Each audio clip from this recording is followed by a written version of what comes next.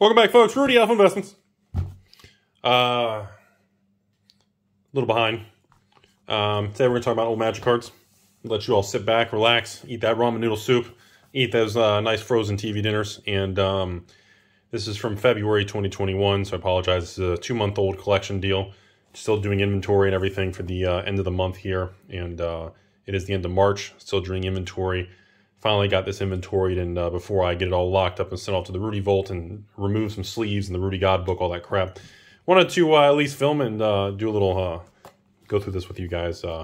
This is an inventory film, February 2021 for this video. And let's take a look, folks. We got Arabian Nights. You know, it's funny, Oasis and Desert are so easy to get. Replenish Blacksmith, man, that's crazy. I think there's actually some groups of people that were talking about how the go after common cards only of Arabian Nights, Antiquities, Legends in the Dark. So that was an interesting conversation. Let's see, Desert's infamous. Yes, there's still a big thing whether or not the Desert has the Mirage variant. Can you guys like the Mirage variant or not? There's still, which is pretty much a print dot, but there's still a conversation on that. Bottle of Salumin, Army of Allah, Metamorphs. Ooh, we got a nice Serendib. You got the Djinn one there. I don't remember. Like I said, I like to have a proof of record of all this stuff, folks. We got C in a bottle. Mrs. Ogre. Not bad. I'd still take her to Taco Bell.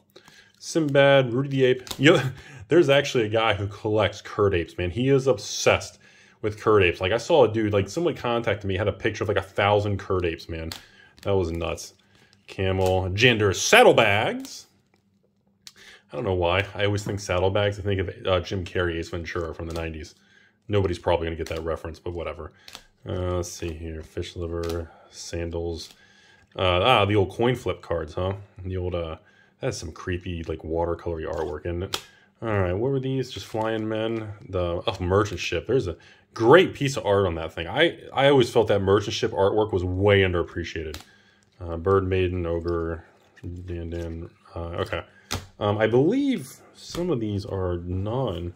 Okay, yeah, so now we're going to get into some weird stuff here. Urza's Destiny, Urza's Saga, Lifeline, Lotus Blossom, Exploration, original printing from Urza Saga. Not reserve list, by the way. Oh, Mr. Riven. Okay, so Legends now.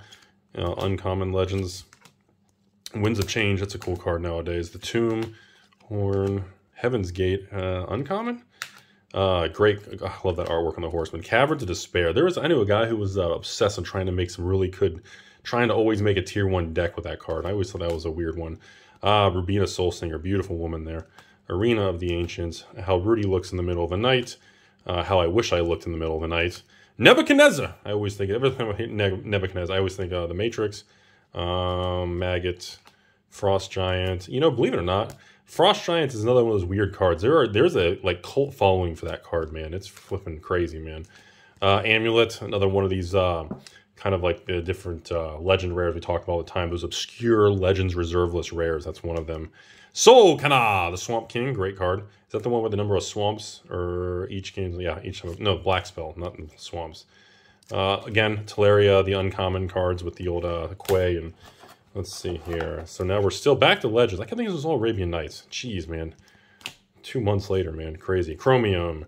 Jedit. Wall of Tombstones. Darkness. Kirk. I always think of Warcraft whenever I see this guy. Great piece of art, man. Look at that art, dude. Reminds me of Warcraft. The old Ed Beard there. Flipping cool. Relic Barrier. Believe it or not, I used to think that was a garbage card until I actually got older and realized, and I saw people actually use it. And I was like, wow, that's actually decent.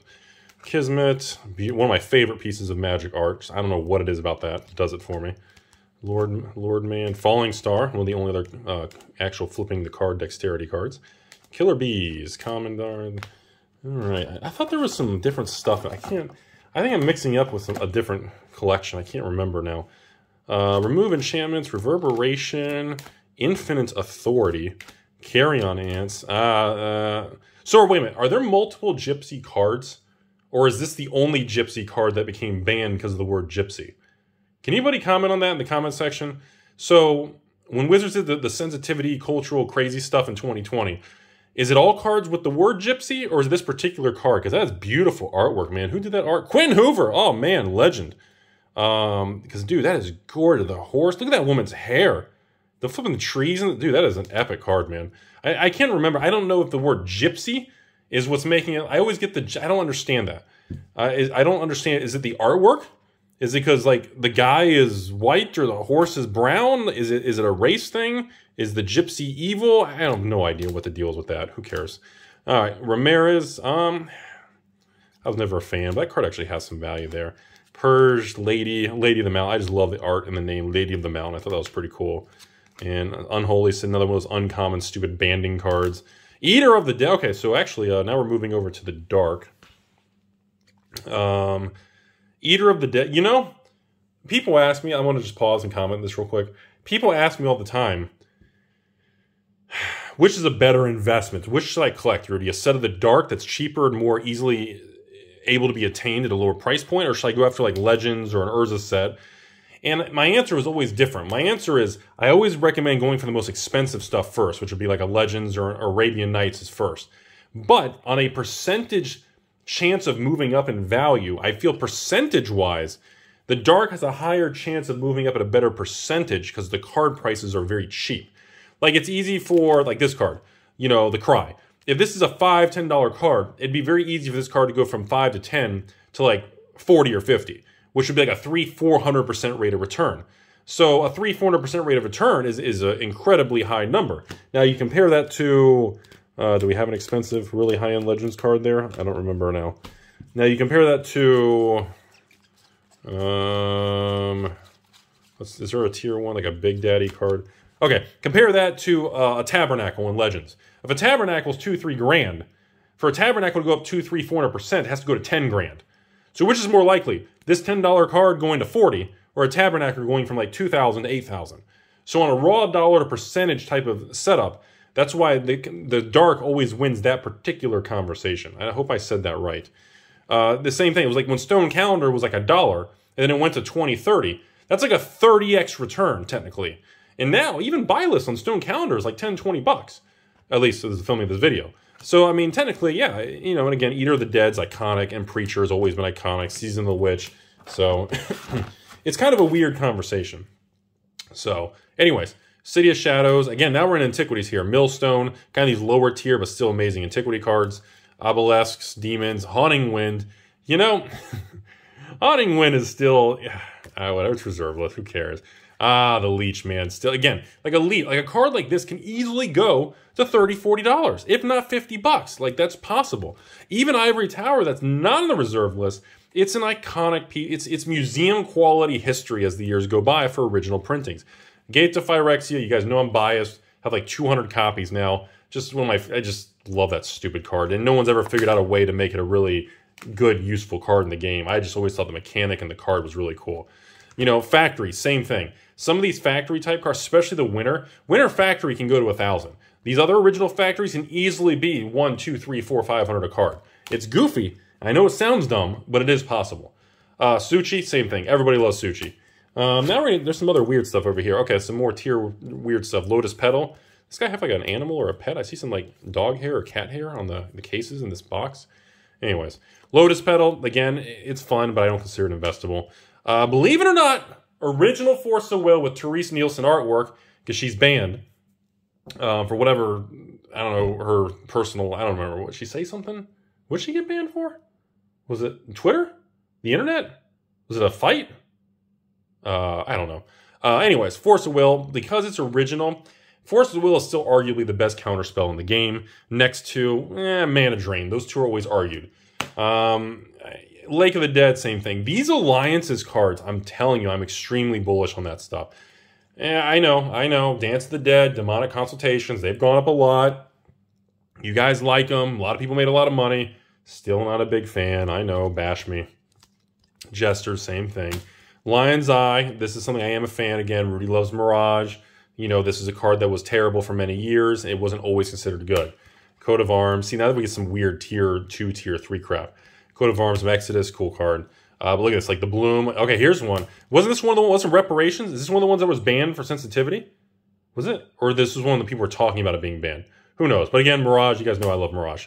Tombstone, again, you guys know I love Mirage. And again, cards like this, dude, that artwork just does it for me, man.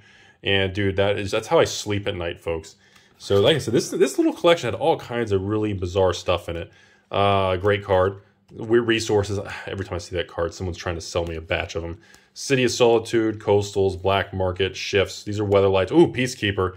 I did another video on this, was it a while ago. Great card, loved it. Love Peacekeeper. Okay, and we have, in the middle here, we got some revised dualies. You guys know revised cards hitting all-time high. People going crazy. Buy lists going, I mean, what was it? Card Castle Kingdoms? Aren't they at like $1,200 or $1,100 for these things? And like Badlands, like, it's crazy. So, I know it's nuts, man, but... All right, well, we got more Demonic Tutor Uncommon, though. Be careful on that. Forks, Doppelgangers, Copies, great cards. Oh, okay, here's a good one. Here's some we haven't talked about in a while. Are these all... Okay, we got some P3Ks. Loyal Retainers. Ah, the Scholar Generals. We got the Master in Arms. Sainted Warrior. We got Lord of Wee-Wees. We got Burning. We got Imperial Recruiter, original printing. Okay. I think what I need to do is I need to go to the Rudy Vault. I need to get out my PSA 10 P3K set, and we need to have a big conversation on those Portal 3 Kingdoms. Do you guys remember about 3 or 4 years ago, I did that video where I bought somebody, or it was a third party, maybe it was a Heritage or a Probstein 123 or PWCC, somebody auctioned off an entire PSA 10 Portal 3 Kingdoms set, graded PSA 10, where I think, how many cards are in the set? Is it 300? No, I'm thinking the wrong thing. 180. Never mind. Why was I thinking 300? Anyway, 180 cards in the set. And I remember the auction specifically stayed like 92% PSA 10, and then it was like 8% PSA 9, and like 1 or 2% PSA 8. And anyways, I bought the entire design. No one probably knows what I'm talking about because I have like 2,000 videos on YouTube. But anyways, 3-4 years ago, I bought that entire PSA 10 graded set. Almost PSA 10. It's like PSA 9.8 or something. And I paid $4,100 for that set. I still have it locked up in the Rudy Vault. I don't even know if that's gone up or down because, you know, again, that's not really a reserveless conversation. That's something I need to revisit. If you guys want me to revisit and bring out that Portal P3K PSA 10 set and have a conversation, please comment below. Somebody say something because I haven't looked at that thing in years. It's just like locked up in the back, man. Anyways, so at the end of this video, we got, it looks like ABU. It looks like all alpha. These are all betas. Looks like a bunch of beta, common, wards, are, believe it or not, remember, all wards except Death Ward are uncommons. I know, everyone always forgets that. Lance with a little damaged corner there or something, or is that hair from an animal? Maybe there's a pet or something. Castle, Resurrection, uncommon, COPs, common, COPs, common, okay. So it looks like a bunch of common uncommons in the beta here. COPs, ooh, Forces, ooh, Steel Artifact, Animate Artifact, okay, those are some cool ones, nice uncommon. Ooh, Feedback, the original Timmy. Okay, so we got some decent uncommons in here. I can't... Troll, nice uncommon. Tunnel's actually an uncommon. I think Burrowing's even an uncommon. Okay, so there's a good amount here. We got mostly just common cards, though. Hill Giants, Mods, Disintegrates, Shatters, Minotaurs. Oh, Tsunami, great uncommon. Lore uncommon, Camouflage. Oh, okay. These are all uncommons. Camouflage, Thickets, okay. Last little batch, and anything. This is a weird little video, isn't it? Nice little change of pace for everybody to relax today. Sort your cards, have some fun. Let's see. I always, you know, when I was a kid, I used to think Crawl Worm was a flippin' rare, man. Everybody wanted a Crawl Worm, bro. All right, and artifacts. Remember, I think like Soul Net's like, isn't like every artifact an uncommon or above? Ah, Sinkhole in this bad boy, huh? Nice little Sinkhole. Cursed Land. Believe it or not, when I was younger, I loved Cursed Land. I did not even use Sinkholes. I actually thought Cursed Land was the real winner. Scavenging Ghouls, Evil Presence, nice uncommons, Paralyzed. Ah, Unholy Strength, original Evil Pentagram that cut magic in the news, man. And that is it, folks. That is it. So, final comment. I have not paid any attention to Portal 3 Kingdoms. Totally, I saw just these couple P3K cards, man. Like, there's never been information released on what... I wish Wizards or somebody out there would release actual information on, like, what the print run or what the information was on Imperial Recruiter. On that P3K, man. Because I've heard rumors from Portal 3 Kingdoms English printing was more rare than alpha printing. Like, I heard that there was less than 1,000 of each rare in the P3K English cards. Like, they're stupid rare. Like, that's what I said, even in big... Like, this is a lot. Like, just getting this of Portal 3 Kingdoms is considered a big deal. Those cards are so flippin' rare. Like, I deal in more ABU and Arabian cards than I deal with P3K cards, man. They're just tough to find, so... I hope you all enjoyed a nice little relaxing Rudy day here. Nothing dramatic going on here. Just kind of doing some inventory and some auditing. And as always, have a great day. Hope you guys are enjoying yourselves. Enjoy Magic. And as always, Godspeed, everybody. Godspeed.